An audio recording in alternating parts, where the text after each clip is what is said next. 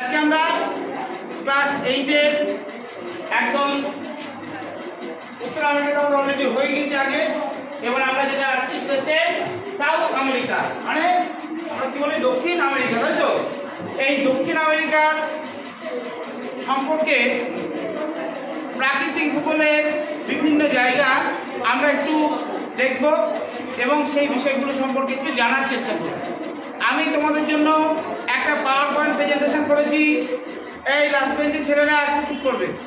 আমি তোমাদের জন্য একটু পাওয়ার পয়েন্ট প্রেজেন্টেশন করেছি এবং যে পাওয়ার পয়েন্ট প্রেজেন্টেশনের মাধ্যমে আমাদের বিষয়টাকে বুঝতে আরেকটু সুবিধা হবে, ঠিক আছে? তাহলে ঘরে অনেক স্টুডেন্ট আমাদের, আমি একটু আমার ছাত্রছাত্রীদের একটু মানে দেখতে চাইছি, সবাই আমি দেখতে পাই, একটু স্টুডেন্টদের দেখি, একটু দেখাবো যে কারা ক্লাসটা করছে। অনেক স্টুডেন্ট এবং প্রত্যেকে গভীর মন দিয়ে পড়াশোনা করে এবং তারা চেষ্টা করে তাদের মতো করে যে যাতে করে বিষয়টা তারা বুঝতে পারে। এবং আমিও চেষ্টা চালাচ্ছি যে আমার স্টুডেন্টরা ভূগোলের যে জটিল বিষয়গুলোকে যাতে আরও সহজ সরলভাবে বুঝতে পারে সেই বোঝানোটাই আমার মানে লক্ষ্য, এবং সেই লক্ষ্যর দিকে আগিয়েই আমি চেষ্টা চালাচ্ছি যে ছাত্রছাত্রীদের আন্ডারস্ট্যান্ডিং লেভেলটা যাতে ভালো হয়। তাহলে কি সবাই আমরা মানে রেডি তো? আমরা এবার শুরু করব দক্ষিণ আমেরিকার বিভিন্ন। লাস্ট বেঞ্চের কোনো একটা স্টুডেন্ট, এই ছেলে তোমার কি কোনো অসুবিধা হচ্ছে না? এই 3 নম্বর বেঞ্চে কথা বলো নাকি? হ্যাঁ, অমৃতকে দেখুন স্যার। হ্যাঁ, তাহলে আমরা নেক্সট স্লাইডে যাচ্ছি।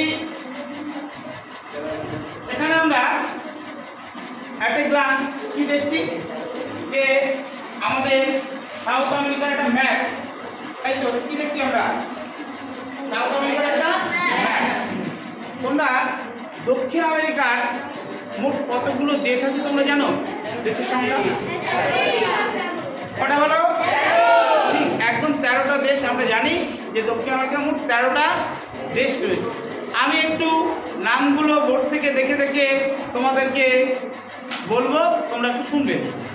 আমরা কি পাচ্ছি? একদম নর্থে ভেনেজুয়েলা, তাই তো? তারপরে কি পাচ্ছি বলো? Guyana, Suriname, French Guiana, Brazil, তাই তো? তারপরে রয়েছে Colombia, Ecuador, Peru, Bolivia, Chile, Argentina, Uruguay, Paraguay. তাহলে এই দেশগুলো আমরা কি করলাম? আমরা জানি যে 13টা স্টেট। কিন্তু তোমাদের কারো মনে কোনোদিন প্রশ্ন হয়েছে যে দক্ষিণ আমেরিকা যে মহাদেশটা, এই মহাদেশের একটা স্টেটের নাম আমি বলেছি তোমাদেরকে, চিলি, তাই তো? কি নাম বললাম? একটু খেয়াল করো ওপর থেকে, এই দেশটার নাম চিলি কেন হলো? দেখো, লঙ্কা অর্থাৎ চিলির মতো স্টেট বলে এই দেশটার নাম রাখা হয়েছে কি? বুঝতে পারছো? তাহলে অনেক সময় অনেক দেশকে আমরা নামকরণ করি তাদের আকৃতি অনুযায়ী বা কোনো কোনো ক্ষেত্রে অবস্থান অনুযায়ী আমরা এটাকে সিলেক্ট করে থাকি। এই যে তাহলে চিলি যে দেশটা, তাহলে তার সেটটা কেমন বললাম? চিলির মতো, তাই এর নামকরণ কি? চিলি। আরেকটা জিনিস তোমাদের বলি, একটু ভালো করে মনে রাখো, এটার নাম কি হলো? দেশটার নাম ইকুয়েডর। কি নাম? ইকুয়েডর। একটু জেনে রাখো তোমরা, এই ইকুয়েডর দেশটার নামকরণ হয়েছে কেন জানো? এটা হচ্ছে ইকুয়েডর থেকে। ইকুয়েডর মানে নিরক্ষরেখা। এই দেশটা একদম নিরক্ষরেখার উপর দিয়ে গিয়েছে, তাই এই দেশটির নামকরণ করা হয়েছে কি?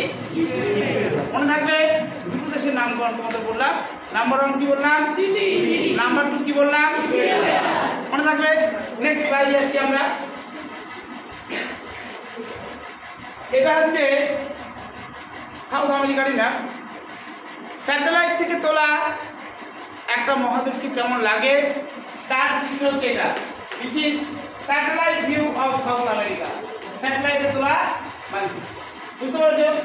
অর্থাৎ দেশটা কেমন? দেখো, একটা জিনিস খেয়াল করছো, পুরোটাই ম্যাক্সিমামটাই সবুজ। তোমাদের কারোর মনের মধ্যে কোনো প্রশ্ন হচ্ছে যে স্যার কেন পুরোটা সবুজ? এত সবুজ কেন? শুধু নিরক্ষরেখার উপর দিয়ে গিয়েছে তা নয়, এছাড়া আর কি কারণ হতে পারে? এত সবুজ কেন? তোমরা বলো। আমাজন আমাজন নদী গিয়েছে, শুধু তাই নয়, আমাজন নদীতে বলো, অমৃত বলো, জঙ্গল, অর্থাৎ এখানে হ্যাঁ ব্রাজিলের সব থেকে বড় যে অরণ্য সেটা এখানে অবস্থিত। তাই এই ম্যাপটা জুড়ে বেশিরভাগ অংশটা কি সবুজ, স্যাটেলাইট ভিউতে আমরা তাই পাই। নেক্সট স্লাইডে যাচ্ছি আমরা। এবার আমরা দক্ষিণ আমেরিকা সম্পর্কে কিছু জেনারেল ভিউ একটু দেখব, যে দক্ষিণ আমেরিকা মহাদেশটা কি, আয়তন এর দিক থেকে এই মহাদেশটা কোন স্থানে বা কোন অবস্থানে অবস্থিত। দেখো, দক্ষিণ আমেরিকা পৃথিবীর চতুর্থ বৃহত্তম মহাদেশ, পৃথিবীর মধ্যে ফোর্থ, মানে যার অবস্থান হচ্ছে ফোর্থ পজিশন। একটু খাতার মধ্যে সবাই নোট করবে।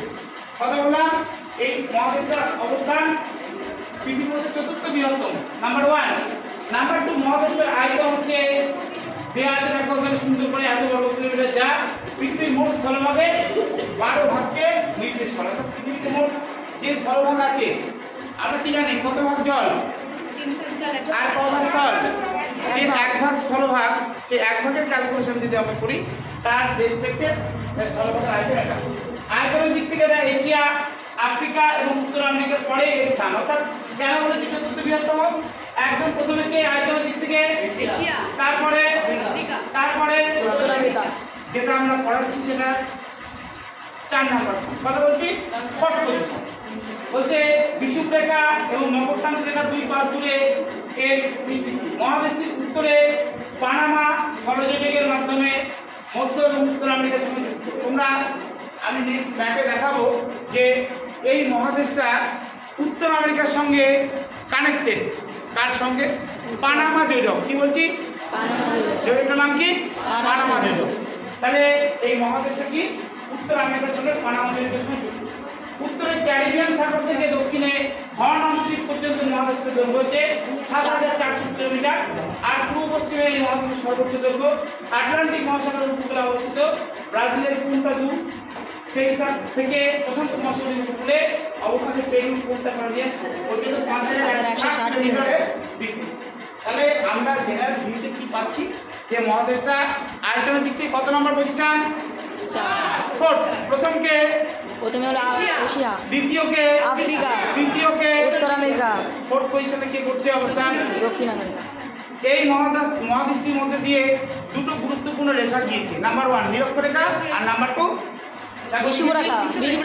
হ্যাঁ, নিরক্ষরেখা হচ্ছে বিষুবরেখা এবং মকরক্রান্তি রেখা।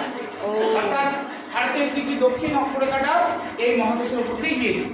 এবং আরেকটা জিনিস আমরা দেখছি যে এই মহাদেশটা কার সঙ্গে যুক্ত রয়েছে? পানামা যোজকের মাধ্যমে উত্তর আমেরিকার সঙ্গে যুক্ত হয়েছে। তাহলে অ্যাজ এ জেনারেল ভিউ আমরা এগুলো জানলাম, তাই তো? এবার আমরা যাব নেক্সট স্লাইডে।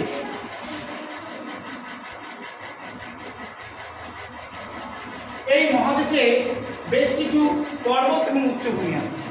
অর্থাৎ একটা মহাদেশে যে পর্বত এবং যে উচ্চভূমি আমরা দেখতে পেয়েছি দক্ষিণ আমেরিকা মহাদেশে, সেগুলো আমরা এখানে দেখি। নাম্বার 1 রয়েছে আন্দিজ পর্বতমালা। কি পর্বতমালা বলছি? আন্দিজ পর্বতমালা। আমরা যে মহাদেশটা, আমি একটু অন্য স্লাইডে গিয়ে ব্যাপারটা দেখাবো, তাহলে তোমাদের বুঝতে সুবিধা হবে। দেখতে পাচ্ছ? দেখো, এই মহাদেশটার পশ্চিম দিকে একটা বিস্তৃত পর্বত, একদম উত্তর থেকে দক্ষিণ পর্যন্ত বিস্তৃত। সেই পর্বতটার নাম কি? আন্দিজ। মনে থাকবে কি নাম পর্বতটার? আন্দিজ। এই মহাদেশের একদম পশ্চিম দিকে আমরা কি দেখতে পাচ্ছি? আন্দিজ পর্বতমালা। ঠিক আছে, আর কি উচ্চভূমি এখানে আছে দেখবো আমরা।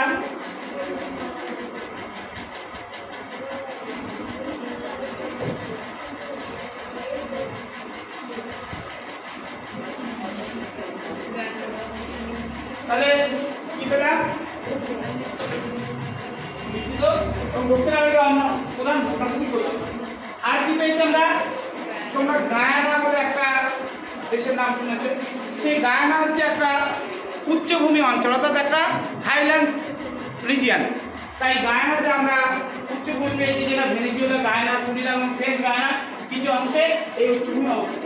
এবং আরেকটা উচ্চভূমি পেয়েছি আমরা, সেটা হচ্ছে ব্রাজিলে। সেটার নাম কি? ব্রাজিলের উচ্চভূমি। ব্রাজিলের পূর্বাঞ্চলে অবস্থিত এই মালভূমিটি একটি গুরুত্বপূর্ণ এলাকা। তাহলে মোটামুটি ভাবে আমরা এখানে কি কি পেলাম?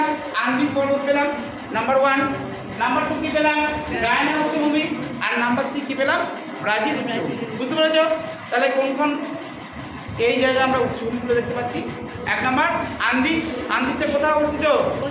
দক্ষিণ আমেরিকার একদম পশ্চিম উপকূল বরাবর, উত্তর থেকে দক্ষিণে একদম বিস্তৃত, তাই তো?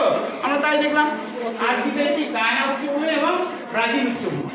তাহলে আমরা এই অঞ্চলের উচ্চভূমি সম্পর্কে একটু বুঝতে পারলাম। নেক্সট স্লাইডে আমরা যাচ্ছি। এখানে বেশ কিছু নদী প্রবাহিত। গুরুত্বপূর্ণ নদীগুলোর মধ্যে আমরা পেয়েছি আমাজন নদী অববাহিকা। আমাজন নদী মরুপ্রকৃতির বিশাল অববাহিকা গঠন করেছে, যা পৃথিবীর বৃহত্তম রেন ফরেস্টের ধারণা করতে পারে। আমি একটু পরে তোমাদের একটা ভিডিও ক্লিপিং দেখাবো, যে ভিডিও ক্লিপিংটার মাধ্যমে আমরা বুঝবো যে আমাজন অরণ্য মুখে আমরা শুনছি, কিন্তু এই অরণ্যের প্রকৃতি এবং বৈশিষ্ট্য যদি তোমরা দেখো, তাহলে তোমাদের প্রত্যেকের কেমন লাগবে জানো তো? তোমাদের মনে হবে এরকম অরণ্য আমরা হয়তো কোনোদিন দেখিনি। পৃথিবীর মধ্যে সব থেকে বৃহত্তম অরণ্য আমাজন অরণ্য, যে অরণ্যে পৃথিবীর সব থেকে বেশি জীব বৈচিত্র্য, অর্থাৎ বিভিন্ন রকমের প্রাণী এবং বিভিন্ন রকমের উদ্ভিদ আমরা এখানে দেখতে পাই। কি তোমরা দেখার জন্য কি প্রস্তুত আমাজন অরণ্য? আমি স্টুডেন্টদেরকে দেখবো যে কারা কারা এই অরণ্য দেখার জন্য আগ্রহী, তারা একটু হাত তুলবে। আমার কোন কোন স্টুডেন্ট দেখতে চাইছে? অনেকেই আমাদের স্টুডেন্টরা দেখতে চাইছে যে আমাজন অরণ্য, যে অরণ্যের প্রকৃতি একদম অন্য রকমের। তাহলে আমরা চলে আসবো পরবর্তী জায়গাতে, যে এখানে এছাড়াও রয়েছে প্যারানা অববাহিকা এবং রয়েছে অরিনিকো অববাহিকা। যেটা ভেনেজুয়েলা এই অববাহিকাটা অরিনিকো নদী এবং এর উপত্যকাটা গঠিত হয়েছে। নেক্সট স্লাইডে যাচ্ছি আমরা। কিছু উপকূলীয় সমভূমি রয়েছে, যেমন আটলান্টিক উপকূলীয় সমভূমি, প্রশান্ত মহাসাগরীয় উপকূলীয় সমভূমি এবং গায়ানা উপকূলীয় সমভূমি। অর্থাৎ এখানে আমরা কি কি পাচ্ছি? যেমন কিছু পর্বত পাচ্ছি, মালভূমি পাচ্ছি, আবার ঠিক তেমনি কিছু উপকূলের সমভূমিও পাচ্ছি, তাই তো? আমরা এবং নদী উপত্যকাও পাচ্ছি। নেক্সট স্লাইডে যাবো। এটা হচ্ছে physical map of South America, অর্থাৎ দক্ষিণ আমেরিকার যে প্রাকৃতিক মানচিত্র, যার মধ্যে আমরা নদী, পর্বত এবং বিভিন্ন উচ্চভূমিগুলোকে একটা গ্লান্স দেখতে পাচ্ছি। এবং এখানে একটা জিনিস প্রত্যেকে ভালো করে খেয়াল করবে, দেখো লেখা আছে কি ৭,০০০ মিটার, দেখতে পাচ্ছ? ৬,০০০, ৫,০০০, ৪,০০০, ৩,০০০, ২,০০০ করে এরকম ধরনের ডিভিশন আছে। এই ম্যাপে একটা জিনিস খুব সুন্দর করে সুস্পষ্ট হচ্ছে, সেটা হচ্ছে যে আমরা এখানে কি দেখতে পাচ্ছি? ৭,০০০ মিটার সব থেকে ডিপ কালারের ব্রাউন রঙের যে অঞ্চলটা, সেই জায়গাগুলো হচ্ছে ৭,০০০ মিটারের উঁচু, এবং রং যত হালকা হচ্ছে বা যে রঙগুলো সবুজ রঙের, সেগুলো কোনো উচ্চতা নেই, সেগুলো 0 দেখাচ্ছে। অর্থাৎ এই জায়গাগুলো অনেক বেশি উঁচু এবং আস্তে আস্তে জায়গাগুলো উচ্চতা কমছে। তাহলে এখানে আমরা এই অঞ্চলের ভূপ্রাকৃতিক বৈশিষ্ট্যটাও খুব সুন্দর করে দেখতে পাচ্ছি। নেক্সট স্লাইডে আমরা যাব। এখানে এই ভাগটাকে পুরো দেখানো হয়েছে। আমরা পড়েছি western alpine system, central lowland, eastern highland এবং ইস্টার্ন হাইল্যান্ড। হাইল্যান্ড মানে উচ্চভূমি আমরা পড়লাম, ওয়েস্টার্ন আলপাইন সিস্টেমটা পড়লাম এবং সেন্ট্রাল লোল্যান্ড যে অঞ্চলটা নিম্নভূমি অঞ্চল, সেটা আমরা দেখতে পেয়েছি। আমি নেক্সট স্লাইডে যাচ্ছি। এটা হচ্ছে একটা ফিজিক্যাল ম্যাপ অনেকটাই, এবং বেশ কিছু ডেজার্ট আমরা এখানে দেখতে পাই। সেই ডেজার্টের মানচিত্র আমরা এখানে দেখেছি। প্যাটাগোনিয়া, মন্টে, আটাকামা, এই সমস্ত বিভিন্ন মরুভূমিগুলো দক্ষিণ আমেরিকায় অবস্থান করে। তাছাড়া তোমাদেরকে যদি বলা হয় যে আটাকামা মরুভূমি কোথায় অবস্থিত, তোমরা কি বলবে? দক্ষিণ আমেরিকা, মনে থাকবে। তাহলে আমরা এখানে অনেক মরুভূমিও দেখলাম। তাহলে আজকে এই অবধি আমরা স্লাইডের অংশটুকু দেখলাম। আমি একটু ভিডিও ক্লিপিং দেখাবো, যদিও ভিডিও ক্লিপিংটা আমি নিজে তৈরি করিনি, কোনো একটা ইউটিউব চ্যানেল থেকে আমি এটা নিয়েছি। আমরা একটু ভিডিও ক্লিপিং দেখব, দেখার পর আমাদের আজকের ক্লাসটা এখানে শেষ হবে, ঠিক আছে? আমরা চলে যাই স্যার সাউন্ড হলে তো কপিরাইট করে যাবে স্যার। আচ্ছা, তাহলে একটু স্টার্ট করো।